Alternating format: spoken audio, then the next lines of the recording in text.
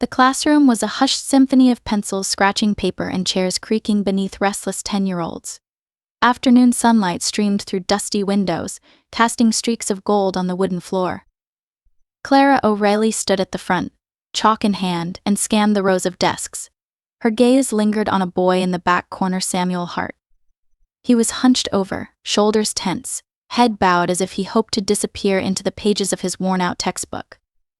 His clothes, though carefully mended, spoke of poverty: a threadbare shirt too small for his growing frame, scuffed shoes that pinched his toes. She noticed the way he shifted, trying to hide the discomfort.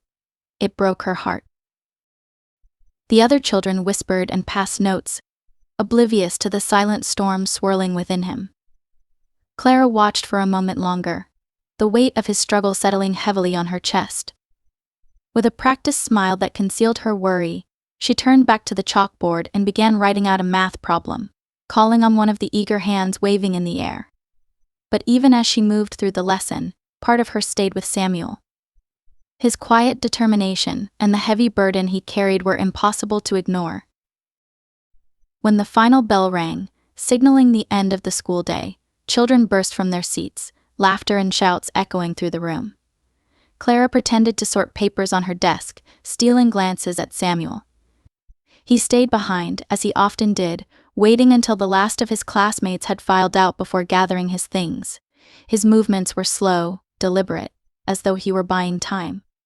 When the room fell silent once more, Clara spoke. "Samuel," she said, keeping her voice gentle, as if trying not to startle a frightened bird.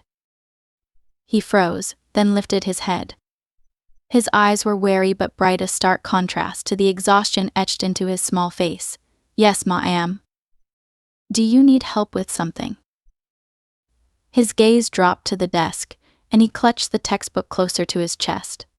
I don't have all the pages for this one at home," he mumbled. "I was trying to finish before he trailed off, and his cheeks flushed with embarrassment. It was a simple admission, but the weight of it spoke volumes. Clara's heart ached. She knew better than to push too hard. "Why don't we look at it together?" she suggested, pulling up a chair beside him. "I'm not ready to leave just yet anyway." Reluctantly, Samuel nodded. As they worked through the problems, she saw the transformation: how his reluctance melted into focus, how his fingers stopped trembling when he wrote. He was quicker than most. His mind absorbed every concept like a sponge, as though each number and equation was a lifeline. They worked until the sun dipped low, casting long shadows across the room. When Samuel rubbed his eyes, Clara noticed how thin his wrists were. He was too young to be this tired. "You've done enough for today," she said, closing the book gently. "Why don't you take this home? Bring it back tomorrow." Panic flashed in his eyes. He clutched the book tighter, as if it might be ripped away. "I can't," he whispered. "The last one I borrowed. It got ruined," and his voice cracked, and he looked away. Clara reached out, her hand resting lightly on his shoulder. "It's all right," she said, her voice soft but steady. "I trust you with this one." For a moment, she thought he might break down.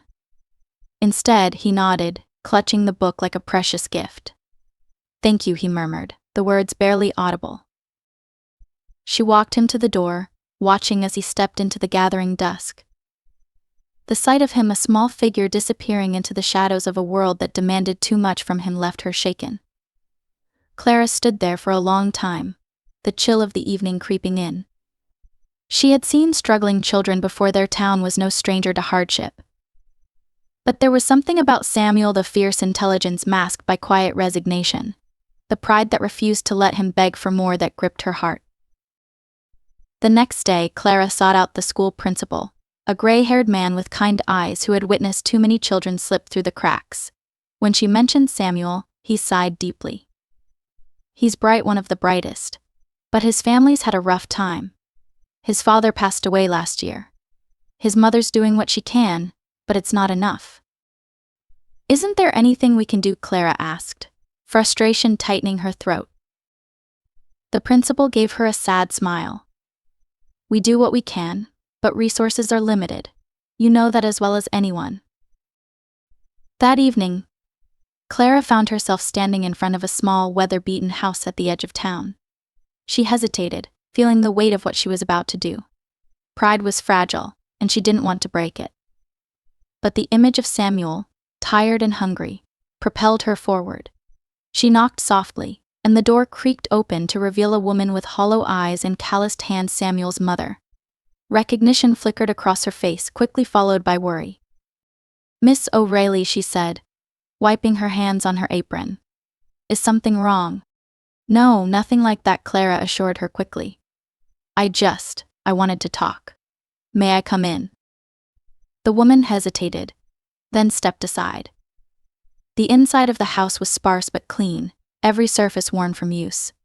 They sat at a small table, and Clara explained why she'd come. She spoke of Samuel's potential, his intelligence, and his quiet determination.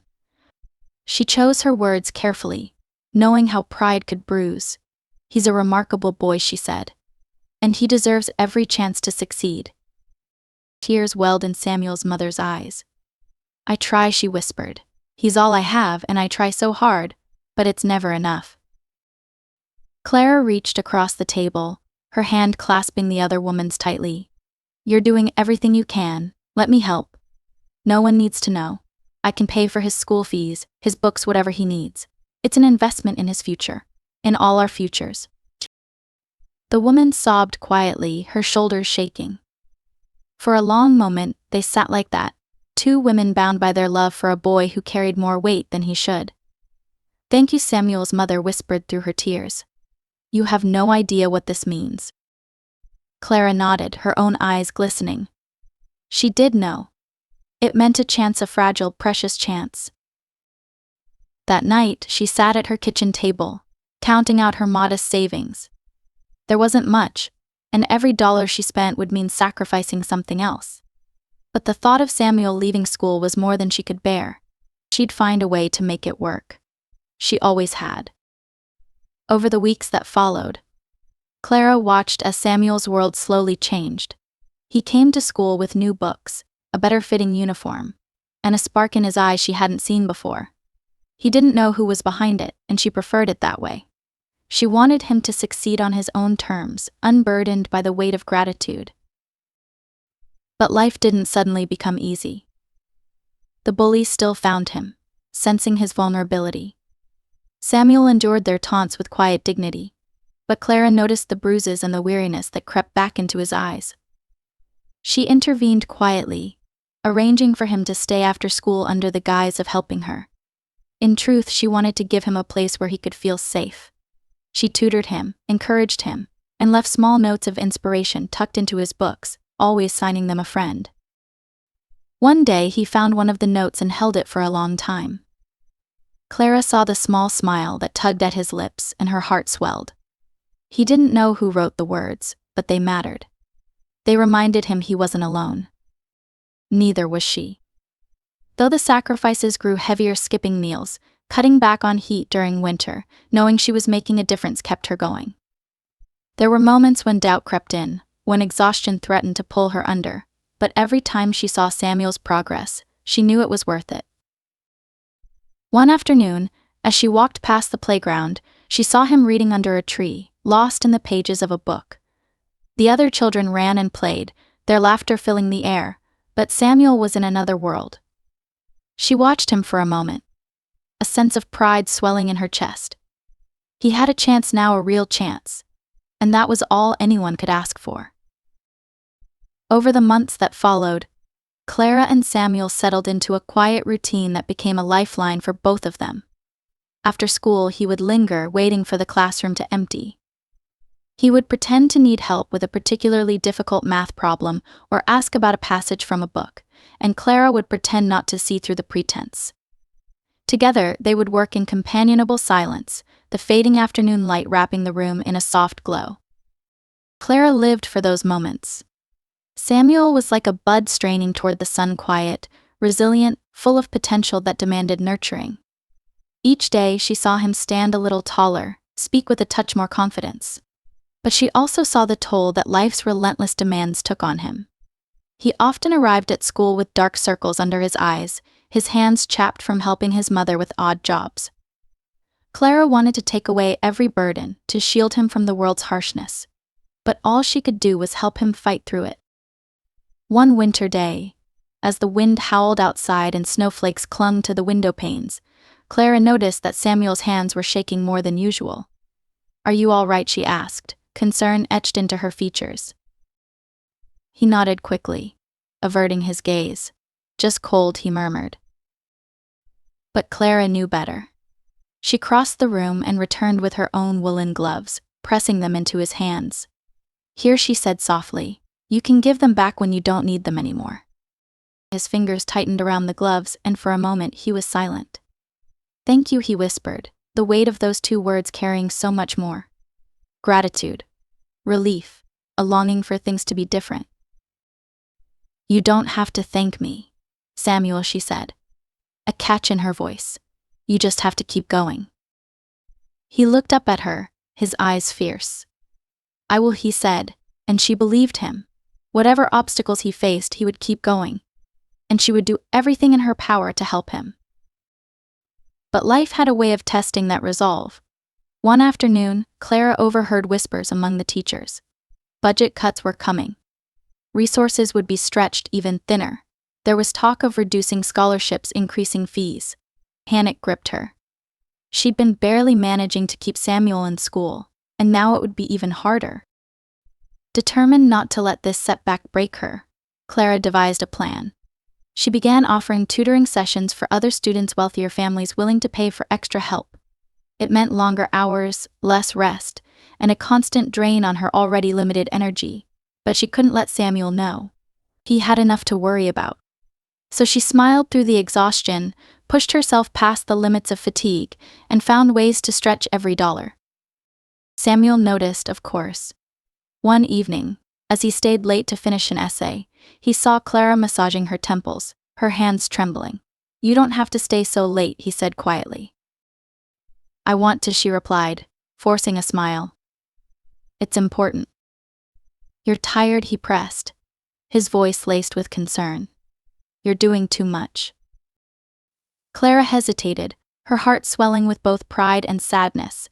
He had become so perceptive, so empathetic, qualities born from hardship and the kindness he'd been shown. "I'm fine," she insisted. "You focus on your work." But Samuel wasn't convinced. He stayed later that evening, helping her organize the classroom, packing away books and dusting shelves. They worked side by side, neither speaking of the sacrifices each was making. It was an unspoken pact they would keep going together. As the years passed, Samuel continued to thrive academically. He won awards, gave speeches, and earned the respect of his peers. His achievements were the talk of the town, and for a brief moment it seemed as if the weight he carried might finally be lifting. Clara watched with pride, her chest tight with a mix of joy and worry. She knew he was on the brink of something great, but she also knew that greatness came with its own challenges. The day Samuel received word of his scholarship to a prestigious secondary school in the city, he ran to find Clara. She was in the library, sorting through donated books. He burst through the doors, breathless, clutching the acceptance letter. "Miss O'Reilly," he called, his voice trembling with excitement. She turned, and the sight of him, eyes shining, chest heaving, face flushed with hope, made her heart soar. "Samuel," she said, smiling. "What is it?" He handed her the letter, unable to speak. She scanned the words quickly, her eyes widening. It was everything they'd worked for. A full scholarship to one of the best schools in the country. A chance to change his life forever. "It's happening," he whispered, as if saying it out loud might shatter the dream. "It's really happening." Clara pulled him into a hug, tears streaming down her face. "I knew it would," she said. "You've earned this. Every bit of it." But beneath the joy, she felt the ache of impending separation. Samuel would have to leave. The boy she had watched over, guided and cared for, would be stepping into a new world, one that would challenge him in ways neither of them could predict. As the days counted down to his departure, they spent as much time together as possible. Samuel was nervous, though he tried to hide it. "What if I fail?" he asked one evening, his voice small. "What if I don't belong?" "You do belong," Clara said firmly. You've worked too hard to doubt yourself now. You're ready. But I'm scared, he admitted. She reached for his hand, squeezing it tightly. It's all right to be scared. Courage isn't about not feeling fear, it's about moving forward anyway. And you've done that every day. They sat in silence, the weight of their bond filling the room. When the day of his departure finally arrived, Clara stood on the train platform, her heart breaking and swelling with pride all at once. I'll always be here, she told him, tears in her eyes. No matter what. Samuel nodded, unable to speak. He boarded the train, looking back one last time before it pulled away. Clara watched until it disappeared from view, the cold wind biting at her cheeks. She turned and walked back home, feeling both full and empty. The house felt quieter than ever, the days longer. She continued teaching, offering small kindnesses to every child who needed it, but nothing filled the void Samuel had left behind. The letters came regularly at first. Samuel wrote of his classes, his challenges, his triumphs. He spoke of feeling out of place but determined to prove himself. Each letter was a reminder of the bond they shared, and Clara cherished them. But as time went on, the letters grew less frequent. Samuel was busy studying, working, building a life. She understood. Life moved forward.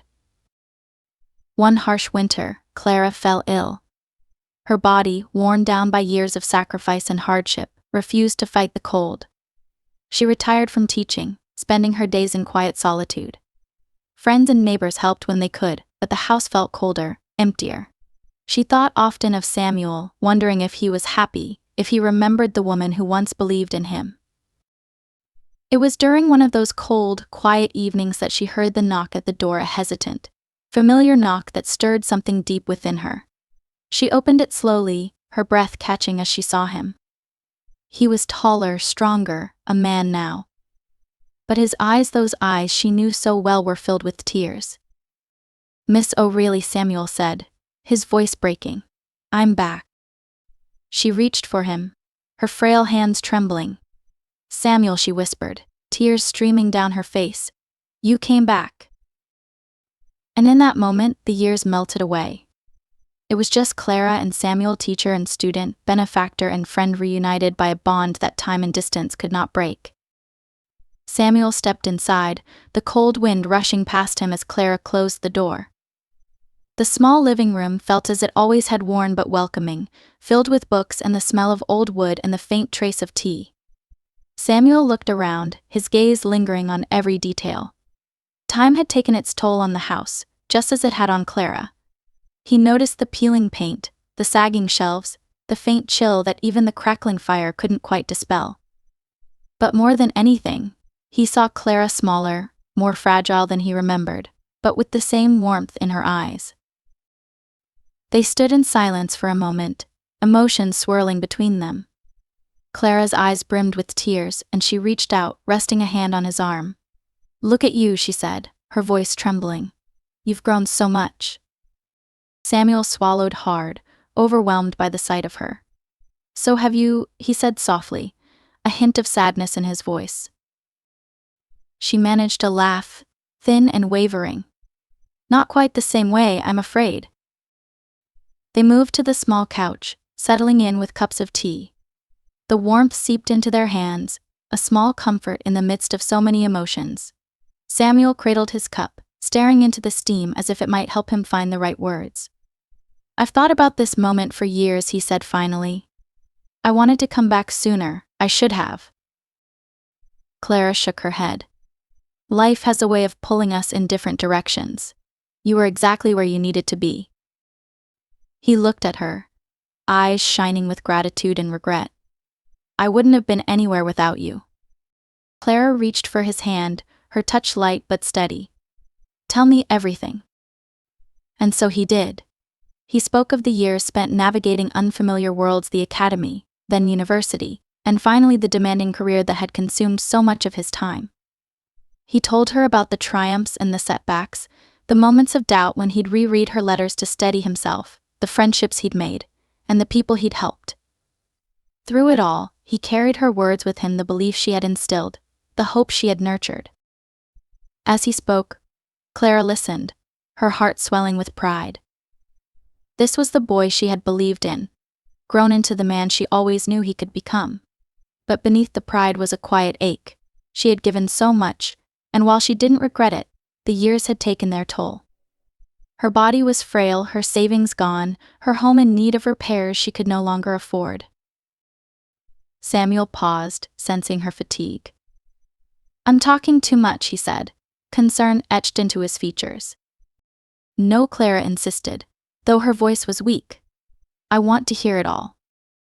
There's something I need to do first." He placed his cup on the table and reached into his coat pocket. When he pulled out the envelope, his hands were trembling. He set it down between them, the weight of it heavy in the air. "This is for you." Clara stared at it, her breath catching. "What is it?" "Open it," Samuel urged gently. She hesitated, then picked it up with trembling hands. The paper was worn, as if it had been handled many times.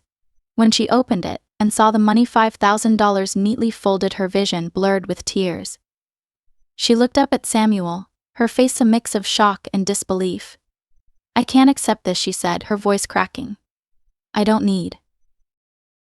"Yes, you do," he interrupted, his voice firm but kind. "I've seen the house, Miss O'Reilly. I know you've been struggling. And I know it's because of me. Because you gave everything you had." She shook her head, tears streaming down her face. "It wasn't because of you, Samuel. I chose to help. I would do it all over again." "I know," he said, his own eyes glistening. "That's why you deserve this.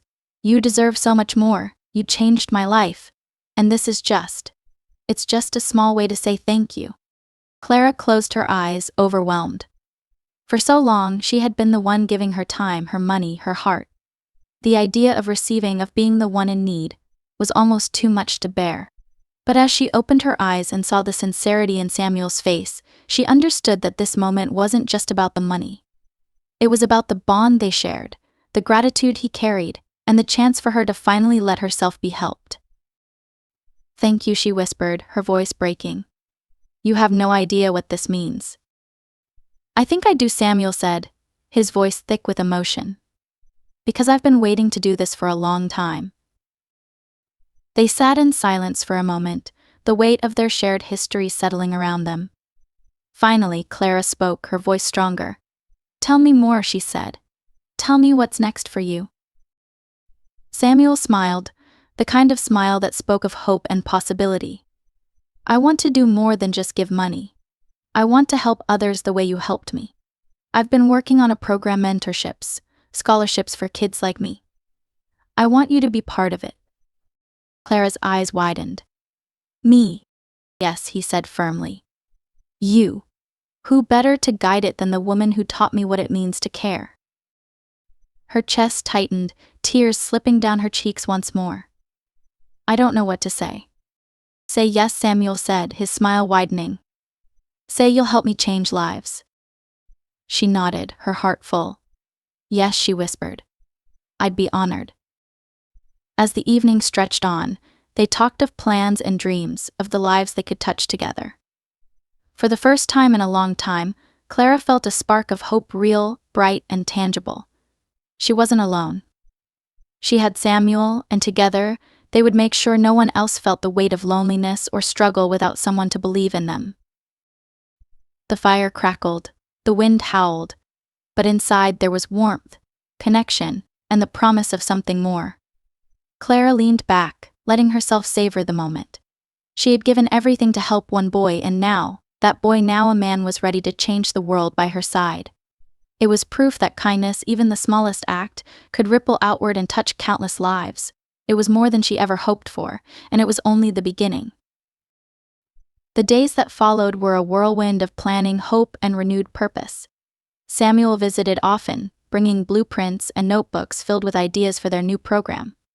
Together, they worked at Clara's worn kitchen table, brainstorming ways to reach children who needed support.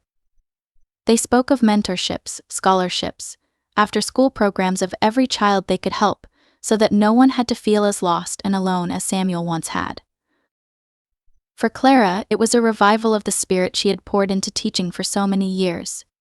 She felt alive in a way she hadn't in so long. When her hands trembled with the weakness of age, Samuel's steadiness guided her. When doubt crept in late at night, Samuel's faith reminded her of the power of their bond. One afternoon, as they sifted through potential sponsors, Samuel put down his pen and looked at her. "You know," he said quietly, "I always wondered what made you decide to help me back then. Out of all the kids you saw." Clara paused, her eyes distant. "You were different, Samuel. You had a spark that couldn't be hidden, even when you tried.